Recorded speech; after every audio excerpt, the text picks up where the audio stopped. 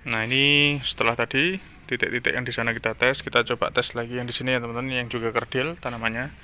Ini yang di kedalaman di bawah 20 cm, pH-nya 6,2, 6,3. Yang di bagian topsoilnya di kedalaman 5 sampai 10 cm ini cuma 5, hampir 4,9 dah. Nah.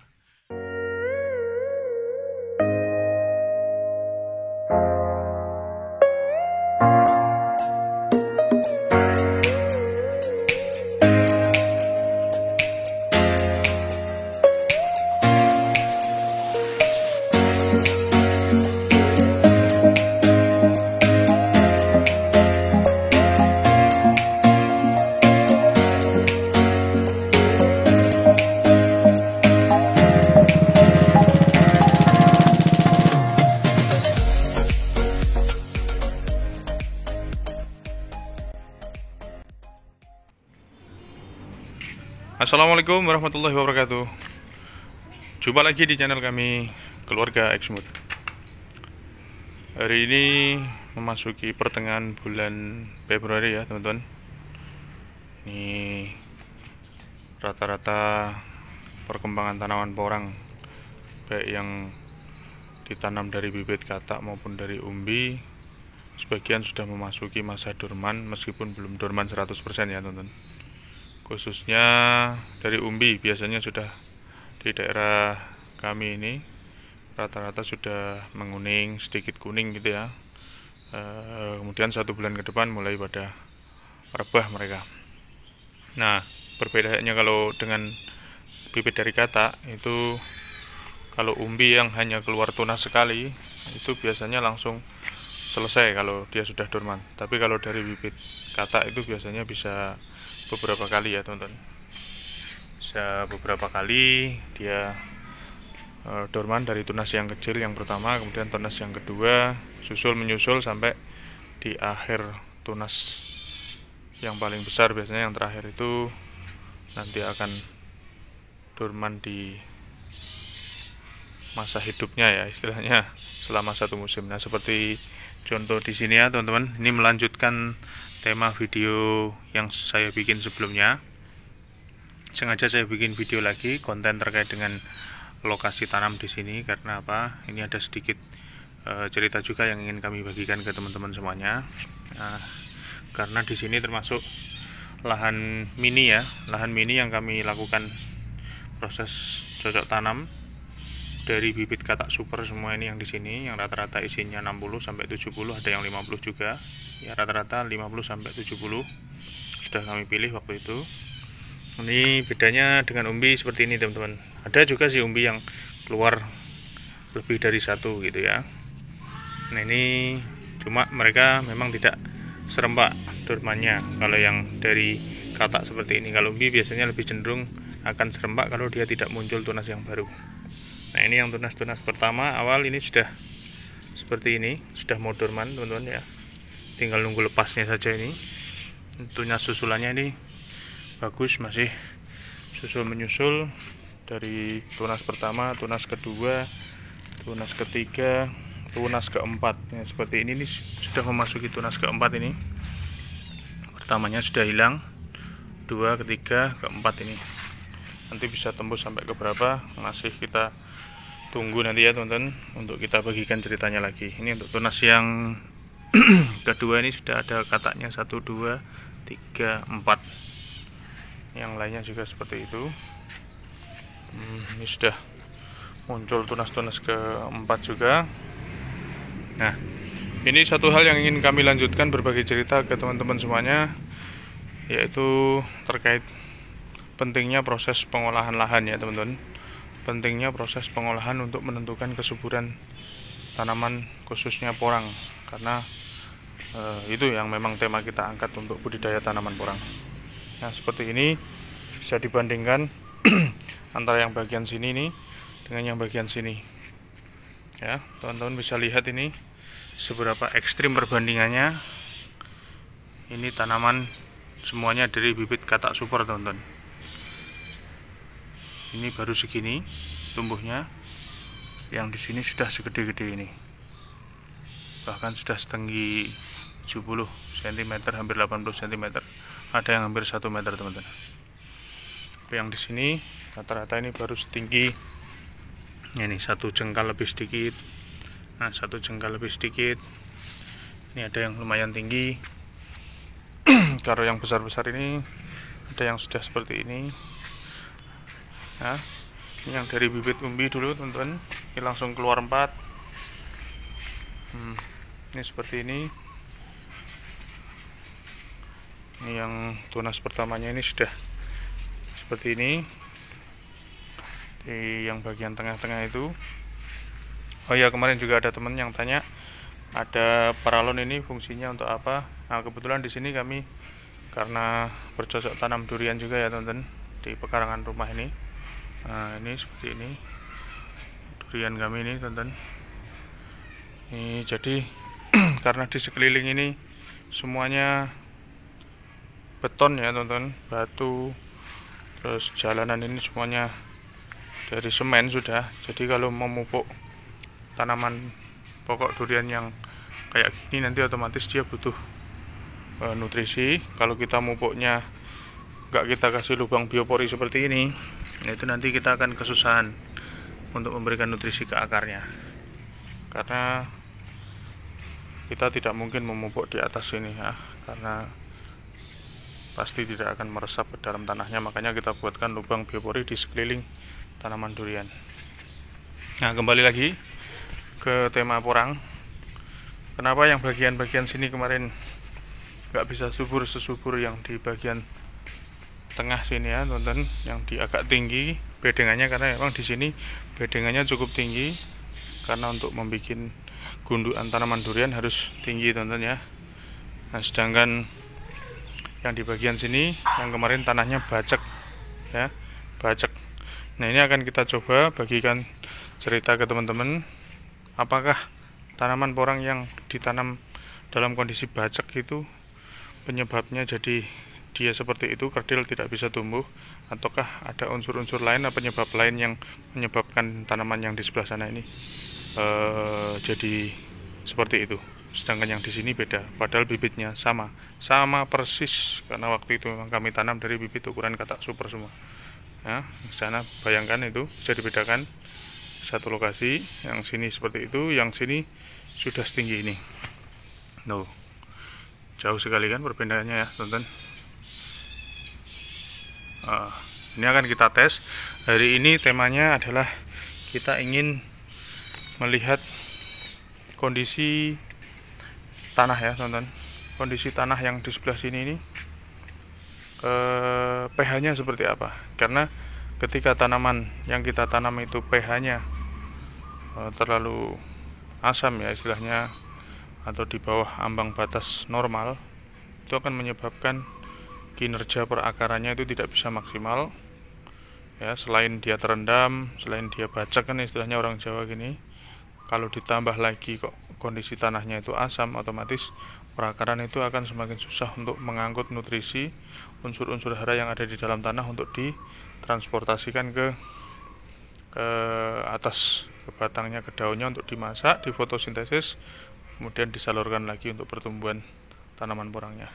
Nah, makanya akan kita coba apakah di sini asam. Kalau memang asam ya akan kita lakukan proses penebaran dolomit untuk menaikkan pH-nya. Nanti akan kita bandingkan yang di sebelah sini dengan di sebelah sini ya teman-teman. Oke, ini sudah saya siapkan ini alat pH meter ya teman-teman. Ini sengaja saya pakai 2 karena yang pendek ini untuk mendeteksi bagian permukaan atasnya, permukaan atas tanah ya teman-teman. Nah, kalau yang ini agak panjang ini, saya ingin mendeteksi juga yang kondisi tanah di kedalaman kurang lebih 20-30 cm, karena porang ini kita tanam rata-rata di kedalaman 10 cm, otomatis perakarannya dia di sekitaran kedalaman 10 cm ya. Tapi otomatis kan ada juga yang dia merambat sampai ke dalam, mungkin di bawah 10 cm, 15 cm. Makanya ini saya akan tes juga yang di kedalaman itu. Oke, sip. Kita simak dulu, akan saya coba tancapkan. Karena ini prosesnya memakan waktu beberapa menit, nanti akan saya sambung videonya ya teman-teman. Oke, ini saya tancapkan dulu di lokasi lahan yang sini, dan nanti akan kita tes lagi yang di lahan sebelah sana. Oke, sip. Oke ya teman-teman, ini sudah saya coba tancapkan di lokasi sini. Ini yang lokasi lahan yang mayoritas porang yang kami tanam dari bibit katak super ini kerdil. Bahkan nggak cuma porangnya saja teman-teman, karena sengaja kemarin di sini juga kami tanamin cabai ya untuk jadi bahan pembelajaran bersama. Nah, cabai yang ada di sini ini juga seperti ini teman-teman. Loh, cabainya kerdil-kerdil seperti ini. Nah, ini ya, kerdil-kerdil seperti ini. Nah, cabai yang di sebelah sini, nah, ini sudah seperti ini teman-teman. Oh, gede-gede ini, padahal dulu juga saya tanam dari ukuran bibit cabai yang sama.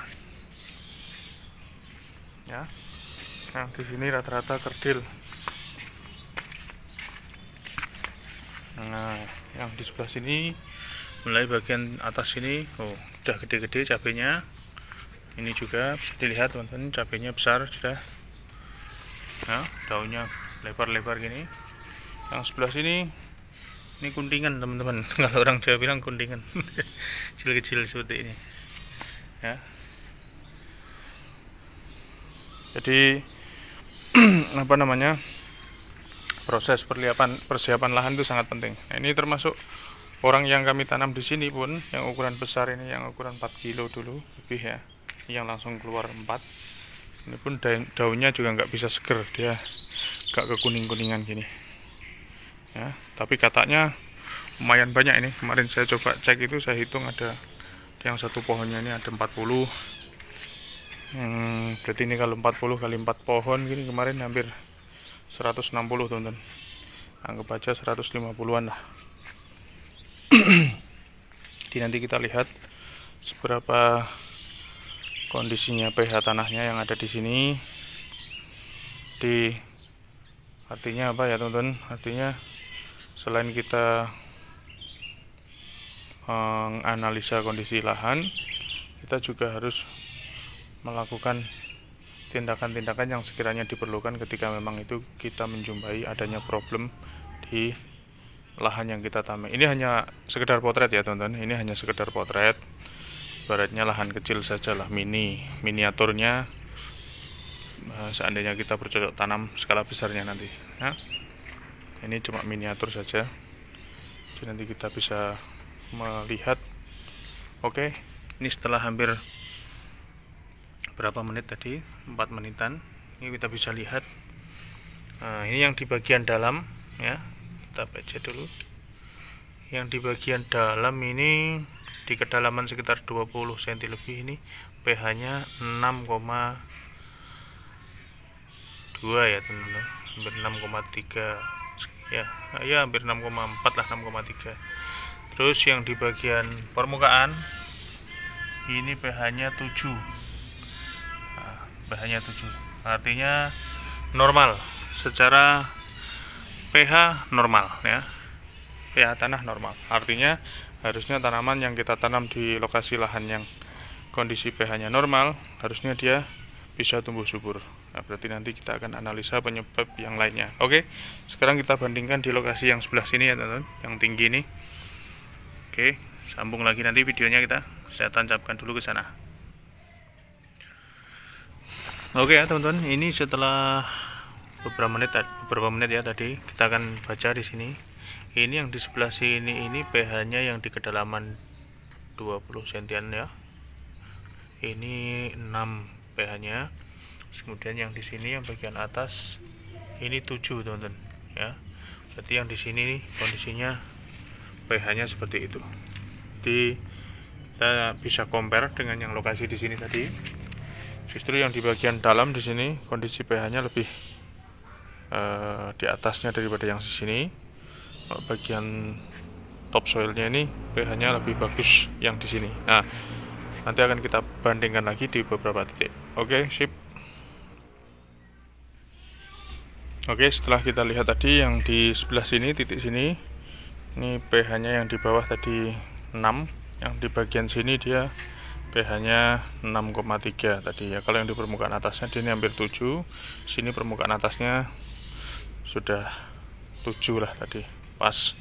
Ini kita coba akan lihat titik sebelah sini ya teman-teman. Ini sudah saya tancapkan. Nanti kita lihat lagi setelah beberapa menit ya teman-teman. Oke teman-teman, ini setelah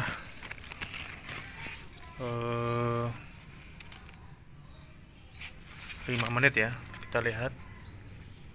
Ini pH yang di bagian bawah ini 6,6 ya, 6,6. Terus yang di sini bagian atasnya 7 ya. Jadi ada perbedaan tadi yang di sebelah sana dengan sebelah sini. Oke, kita akan coba lagi di titik berikutnya. Oke teman-teman, sekarang kita posisikan di titik bagian sini. Yang ini juga kerdil juga ini tanamannya. Akan kita lihat lagi pH-nya berapa. Ini ya teman-teman, yang di sebelah sini ini yang di kedalaman 20 cm.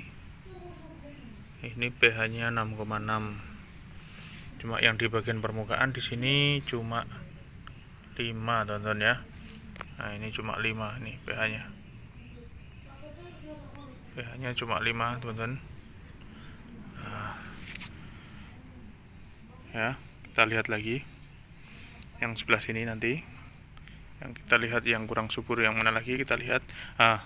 Setelah kita tes tadi di sini 1, 2, 3 titik, kita coba pindah ke sini ya teman-teman. Ini juga yang agak kurang subur, ini yang di pinggir-pinggir sini, beda dengan yang di bagian atas ini. Nah, ini yang dari bibit 4 kilo juga dulu ya teman-teman, bareng-bareng sama yang bibit yang lainnya. Ini sudah banyak juga kataknya, ini gede-gede ini kataknya teman-teman. Nah, kita akan lihat ini yang di sebelah sini.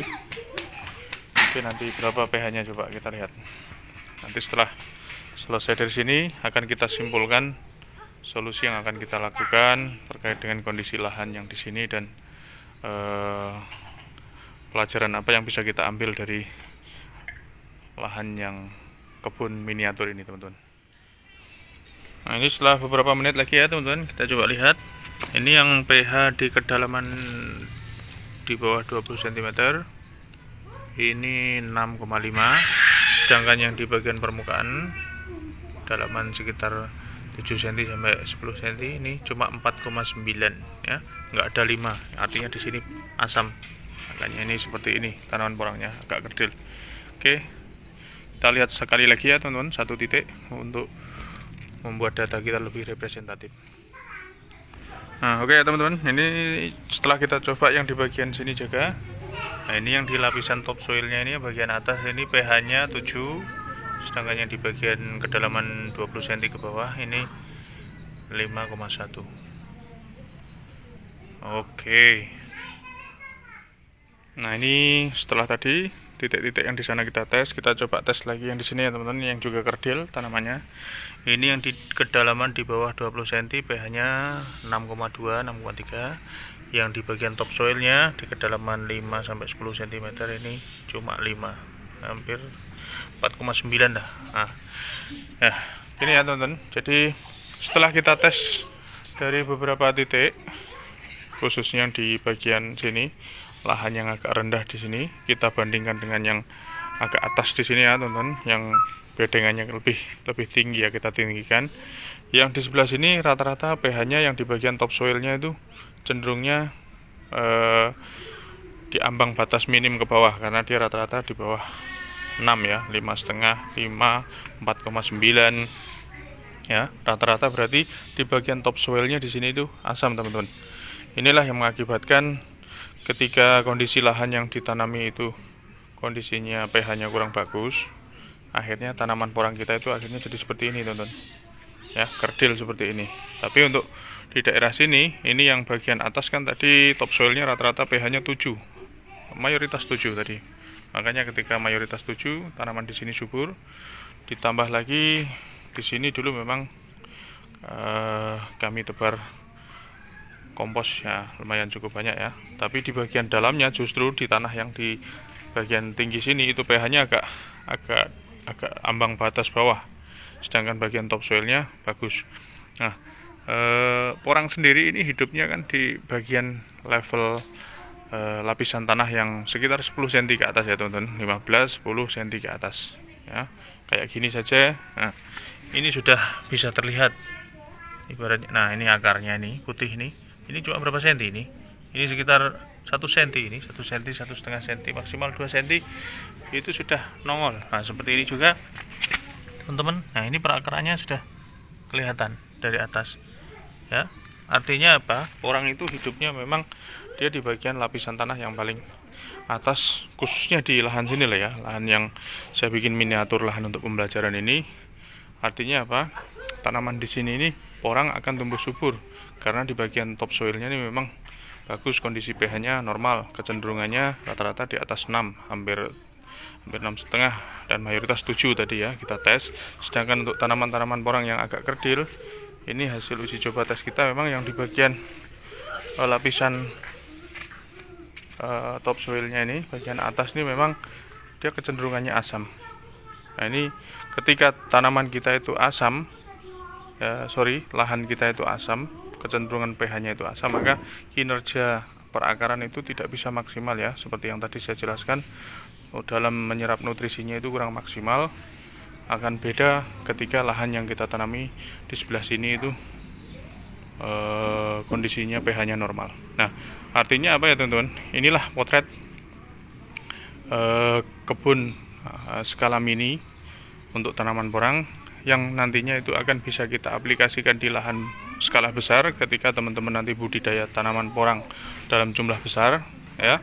Dalam jumlah besar, skala besar itu supaya mempertimbangkan beberapa hal, yaitu dari mulai pengolahan lahannya, persiapan pupuk dasarnya, terus kemudian penataan bedengannya itu supaya dibikin yang bagus, yang tinggi, supaya tidak mudah abrasif dia, karena kalau sering turun hujan gitu kan dia terkikis oleh air sehingga dia akan semakin datar bedengannya akhirnya rata dengan parit. Nah, itu yang mengakibatkan nanti tanaman porang kita itu akan mudah bacakan, kalau orang Jawa bilang itu kondisi airnya itu terlalu banyak sehingga kayak terendam gitu, akarnya nanti jadi kurang sehat. Ditambah lagi kondisi air yang banyak mengendap gitu ya, itu biasanya nanti akan menyebabkan kondisinya seperti di lahan kami ini, yang di sini yang kecil ini, yaitu asam ya teman-teman ya. Jadi beda dengan yang di sebelah sini. Kalau yang di bagian dalam mungkin agak asam karena apa? Levelnya yang di sini dengan yang di sini otomatis yang di bagian dalam yang di kedalaman 20 up lah ya, 20 ke bawah lah ya istilahnya, 20, 25 sampai 30 itu levelnya sama, sehingga air yang ada di sini pun akan rata ke sana. Tapi yang di bagian atas ini dia akan cenderung bagus. Makanya yang di bagian sini yang tinggi topsoilnya itu pH-nya bagus, di atas 7, di atas 6,5, 6 sampai 7. Yang di sini rata-rata di bawah 6 ya, di bawah 5,5 sampai 5, bahkan di bawah 5 juga tadi beberapa titik. Oke ya teman-teman, itu beberapa tips yang ingin kami sampaikan ke teman-teman semuanya. Ketika berbudidaya tanaman porang, pastikan dari awal pengolahan lahannya bagus, penataan bedengannya yang bagus, sanitasi untuk paritnya yang bagus, persiapan pupuk dasarnya yang bagus, dan jangan lupa cek kondisi pH tanah, karena ketika pH tanah teman-teman bagus, insya Allah pertumbuhan tanaman porangnya juga akan bagus. Oke ya teman-teman, ini akan kita lanjut untuk proses pemberian kapur dolomitnya. Sementara video dari kami sampai di sini dulu ya. Semoga apa yang kami bagikan lewat video kali ini bisa memberikan manfaat untuk teman-teman semuanya, dan kami selalu mendoakan semoga tanaman porang teman-teman semuanya yang sudah dibudidayakan dengan ikhtiar yang luar biasa, baik sisi ikhtiar dalam bentuk biaya, dalam bentuk tenaga, bahkan pikiran, dan ya semuanya lah istilahnya sudah tercurahkan untuk bercocok tanam tanaman porang, dengan harapan nanti di ending proses masa dorman dan panennya itu bisa menghasilkan, mudah-mudahan bisa terwujud ya teman-teman. Kami hanya bisa memberikan sedikit bagi-bagi cerita ini yang tentunya mudah-mudahan bisa memberikan manfaat dan bisa diambil pembelajarannya bersama lah tentunya, untuk kami sendiri dan untuk teman-teman semuanya juga. Yang sekiranya cocok monggo silahkan dipakai, yang kira-kira kurang cocok ya, bisa ditinggalkan, tidak ada masalah. Jadi intinya begitu ya teman-teman. Semoga teman-teman senantiasa diberikan kemudahan, kelancaran dalam proses budidaya tanaman porangnya. Sekian dari kami, terima kasih atas semuanya, senantiasa bisa belajar bersama. Mudah-mudahan apa yang kita ikhtiari, apa yang kita usahakan dari titik awal sampai titik akhir nanti bisa memberikan hasil yang maksimal. Terima kasih, salam sukses dan sehat selalu dari kami, keluarga Exmood. Wassalamualaikum warahmatullahi wabarakatuh.